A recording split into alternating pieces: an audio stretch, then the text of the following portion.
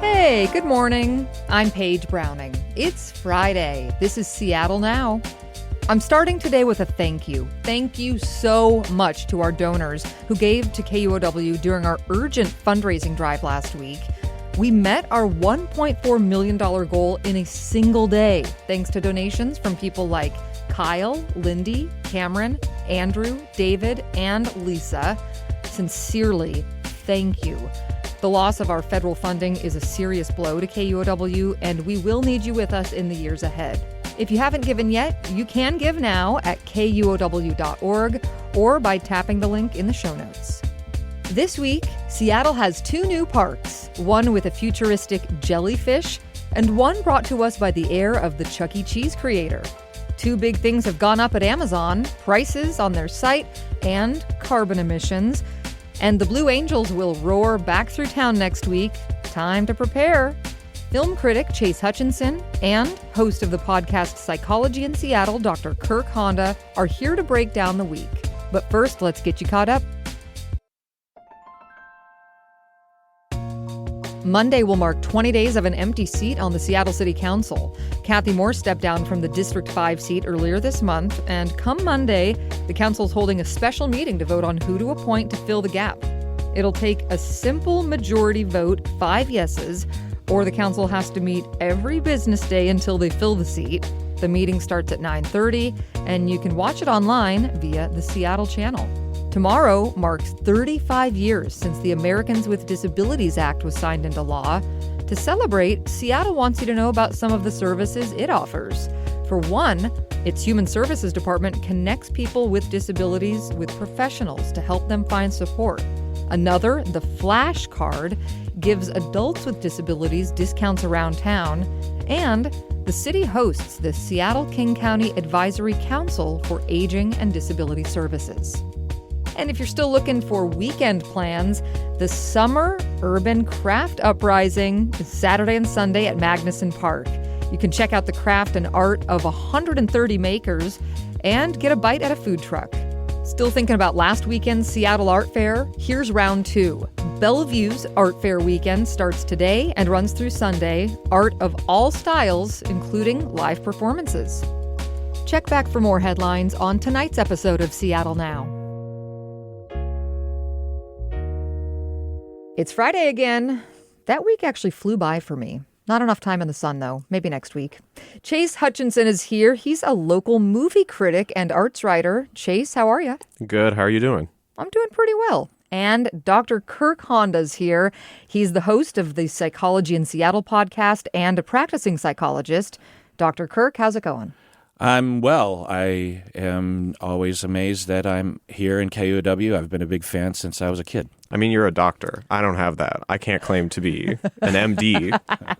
Well, we appreciate that support. I'm glad you both are here. We have a lot to discuss. Let's jump right into our big topic of the week. After years and years of construction and waiting, Seattle's waterfront park is really shaping up.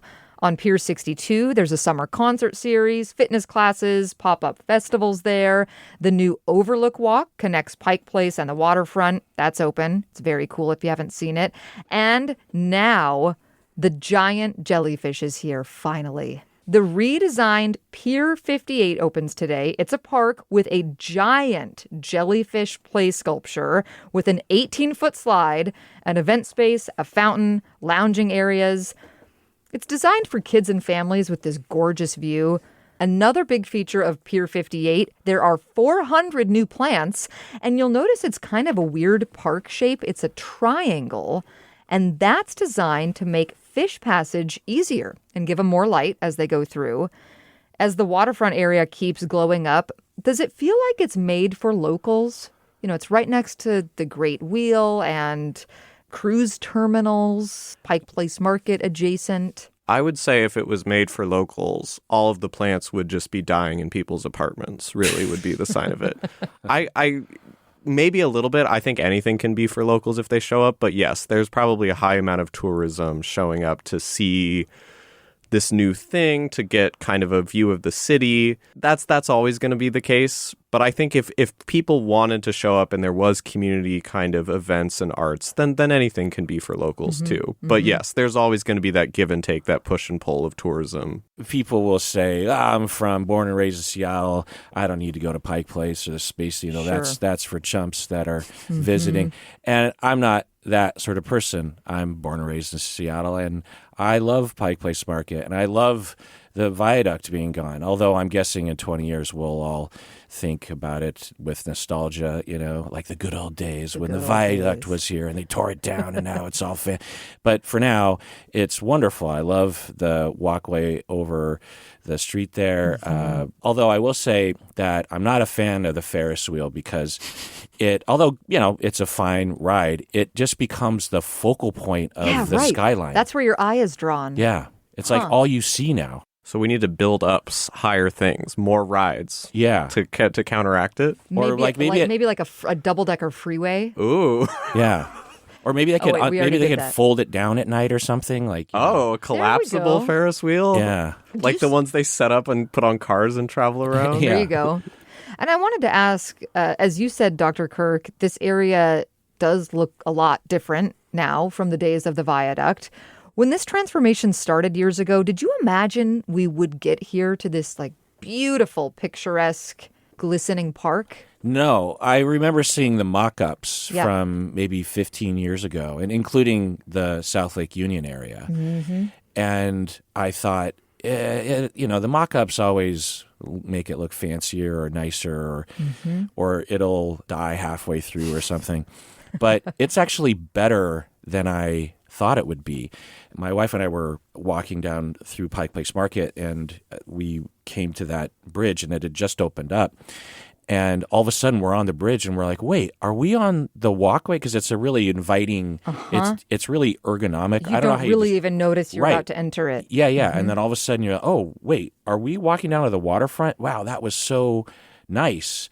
I think for locals, we can feel just more comfortable. It's cleaner. It's, I just think it's a great place to go. I'm with you. I'm eager to spend a bit more time down there.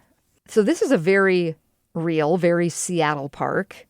Pair it with another new attraction that just opened, a mixed reality park. This is Dream Park in Inner Bay. What do you think that is? A mixed reality park? It seemed to me like it would just be a place to have a lot of Instagram selfies or something, right?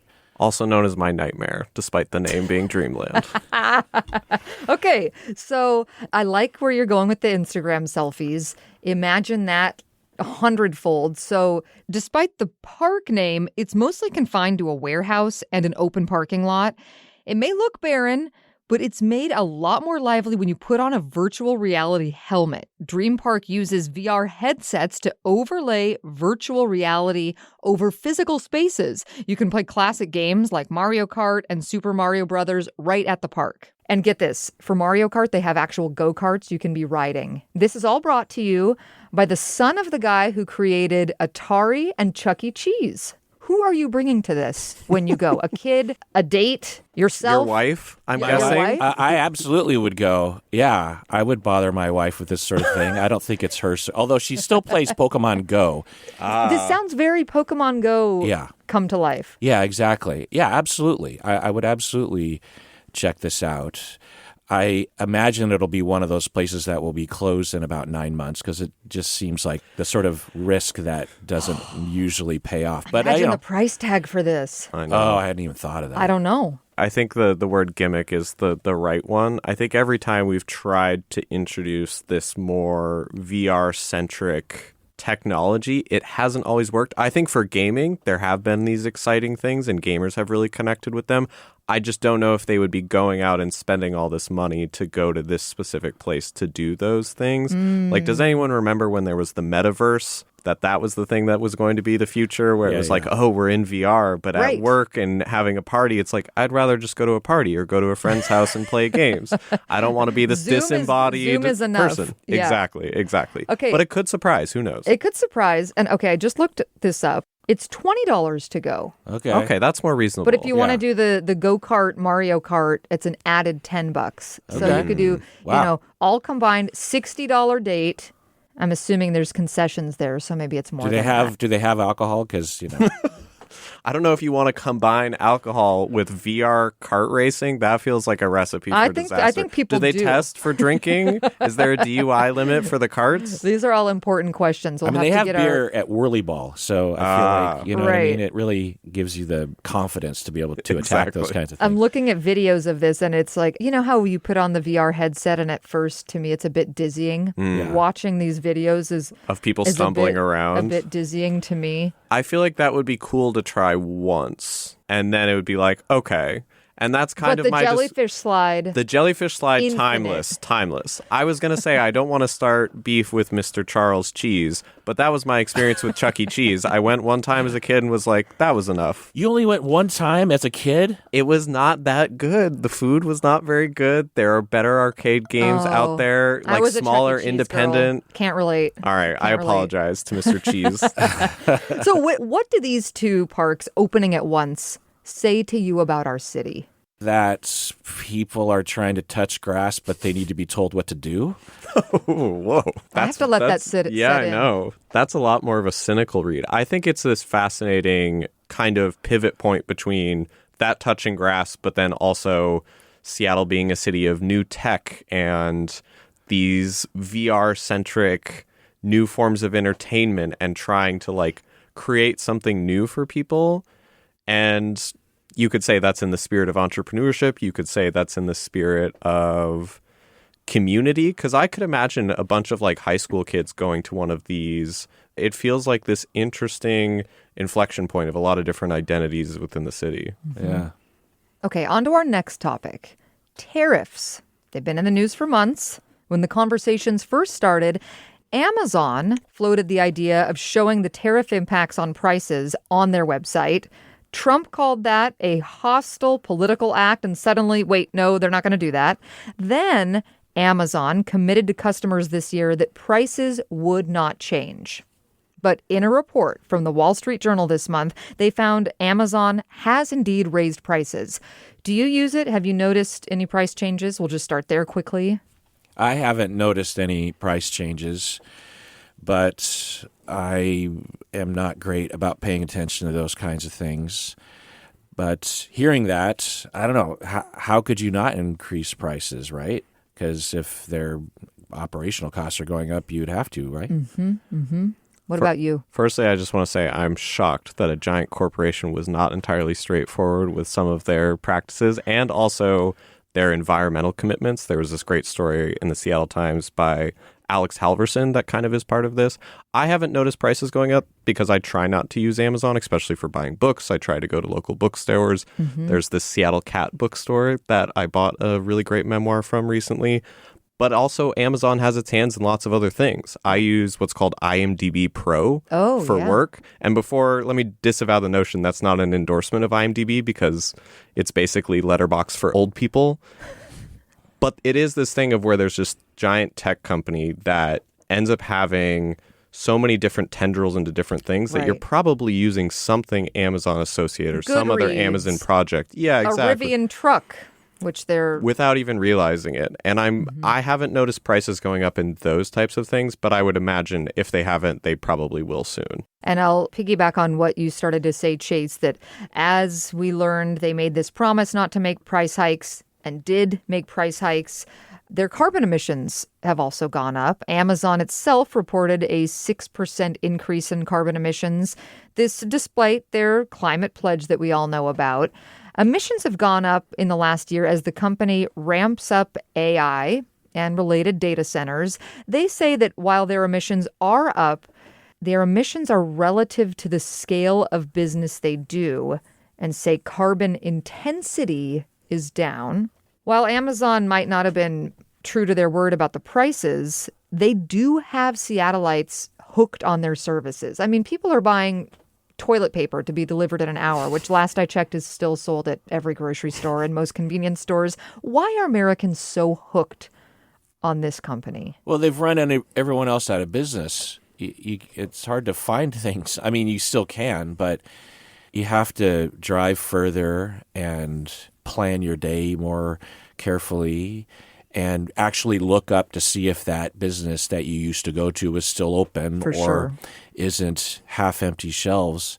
So it's a matter of convenience. They've effectively run people out of business. I think that's part of their business model, right? And then it becomes monopolies are really hard to unhook yourselves from. But I think Amazon would say it's not a monopoly. Correct. They would say so, but there are certainly practices that people would say are monopolistic in nature.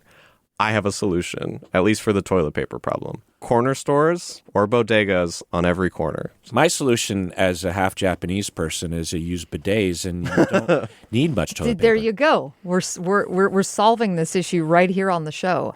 Dr. Kirk, is there a psychological reason why we build up dependence on these like straight to your door kind of companies, I want it right now? Yeah, it is weird because I remember the days when you would order something either through the mail or online and it would be 4 to 6 weeks. Yeah. And now you can get it that day. People are just trying to survive, right? And usually when you need something, you kind of need it sooner than later. And if you get used to it in particular, and with people working longer hours, like at Amazon, being pressured by managers to work 60 hours a week and then 20 hours at home in the evening, you don't have time to go to the store. And so it's this self-perpetuating cycle. The thing I would then say, and this kind of relates to more of the industry and the work I do, Amazon has also cornered the market when it comes to like video rentals or streaming in that regards, where you can rent any movie on their service. But you can't really. But you can't. And that's where I would say there's still a value, even if it takes a little bit more of a trip. A Scarecrow video, which is one of the most unique gems of the city, is the solution to that type of thing, but you have to support it. Like there is a consumer side to this of if you want to value those things and keep having them, you have to show up for them too. Yeah. I'm a unique Amazon shopper in that I basically don't shop there. And I'm not going to go down on this soapbox to sound like I'm on my high horse, but I am constantly paying what my coworkers would call the time tax because I'm spending time. I've been looking for a couple hardware pieces recently, spent time to go to this local hardware store in the U District, which is awesome, by the way. And one of the front desk people is an EDM DJ also. You learn things when you go. I went to Lowe's. I went to a different store, all to find this piece. So it takes me time. It's a journey. But then I get it right in my hand that day and realize, oh, this is the wrong size. Okay, let me go swap it right now for the real thing. I was going to then really get on my high horse and reference the famous Kurt Vonnegut quote where he talks about wanting to go out and do something mundane because then he sees the people, he smiles at a baby, he turns it into this thing. We need more of that. We need to connect with people. It can be tiresome when you're setting out to do it, but I think you'd be surprised that you might just like it a little bit. Yeah. Well, maybe they'll make a VR park where we can go to the store and buy VR things. There we go. Yeah. Or pretend like we're shopping in a real store. That's right. There are simulators like that. You would be surprised. The items, speaking of the price hikes, the items Amazon increased the price on are a lot of basic things, food basics, cleaning supplies, hygiene supplies, the kind of things we all need and have to get from somewhere at some point. And people have relied on Amazon, people that shop there, knowing this is where I can get something cheaper. I was just talking to a colleague who's saying, I get my facial products there because I could get it at Walmart, but it's cheaper on Amazon. These days is where you buy your cleaning supplies, your toothbrush, your canned soup, making a statement. Or is it just all about the pocketbook? I mean, well, maybe, Paige, you could answer this question for me. When you are driving around town, do you feel like you're part of the movement to fight back against Amazon? I'm just such a brick and mortar girl. So I feel that I am part of some sort of effort to keep stores alive. Yeah. It's less of an anti this or that, but it's like, I want Tweety and Pop to exist down the street. So right after work, I can go, get this little pack of screws and boom, I'm done. Yeah. And so I think that's a value, even if it's time and you get to smile at the baby and you get to meet the EDM DJ and risk having to be subjected to that person's music. Just joking. Right. But, you're touching grass, you're meeting people, and there's a value to that. Mm-hmm. I'll also speak up in defense. There's some good EDM music out there. That's all I'll say. Sure. The other thing I was then going to say is I believe you. It's like a statement in like a material way. Money talks. It does. If you continue to support these businesses, you keep them alive, and they often need it. Amazon doesn't really need it.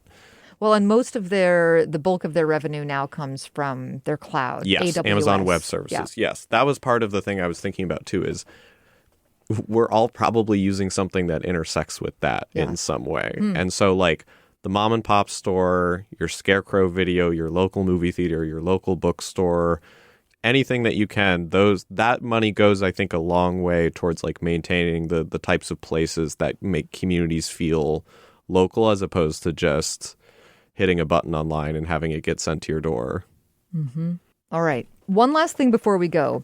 Next week already is Seafair, which means well before the Blue Angels perform next weekend, we're going to be hearing them over the skies practicing and seeing them. Some Seattleites are ushering this in with a billboard on Rainier Ave, and it says, "Say no to Blue Angels." The billboard argues that the planes are loud, they pollute, and says they're overly militaristic. It takes some strong feelings to put something on a billboard. How do you feel about Seafair? I love Seafair. Blue Angels are a minor part of it, I guess. If they weren't around, I don't know if I would notice that much, other than the fact that I wouldn't hear them The noise. screeching overhead while they're practicing. But yeah, I love the parade. My parents would go every year. They live in Bellingham now, so they don't go as often. But they had a spot on Cherry Avenue that they went every year, and we would meet That was them. their tradition. Yeah. So in the log boom and the races and the parties, my friends just got a place in Leschi, and we're gonna have a party there and act like we're watching the races, but really just hang out and Hanging out, have having a gin food and drinks. tonic. Yeah, There you go. So yeah, I love Seafair, and as a dog owner, I get the annoyance of these incursions sound wise on your life. Like with 4th of July with Sure. dogs. If Seattle wants the Blue Angels to go away because of those reasons, I'm fine with it, because there's a lot of other things that Seafair involves, right? If you're actually involved, but I can see how there's the parade. There's like you said, the log boom, a bunch of other events. This is just the loud one. Yeah. And if you don't enjoy Seafair and this is like bothering you all day long, I could see how you wouldn't enjoy it very much. Chase? I was going to say, after making myself like the young person defending EDM just a minute ago, I'm now going to be the old person and say it's just annoying, and it just like is too loud, and it makes me tired. And like you were just saying too, it's a testament to the fact that you really don't need them. And I'm sure there are some people that might really enjoy them as part of the tradition of it, but there's oftentimes to find new traditions and new ways of connecting without scaring the bejesus out of all the dogs, all the dogs in the neighborhood, or all the cats, or all the people that just like want to have a relaxing day a little bit. The anti-Blue Angels crowd has made themselves heard here. Is a billboard enough to ground the planes? I doubt it, because people love the Blue Angels. I have extremely progressive, anti-militaristic friends who absolutely love the Blue Angels and look forward to it, and will sit on their roof and watch them go overhead, and will turn to me and say, I'm not really into the military, but my God, these are awesome. So it's the Top Gun Maverick effect. And just the feeling that you get when you see them, and the power, or I don't know, it touches something jingoistic in all of us, I think.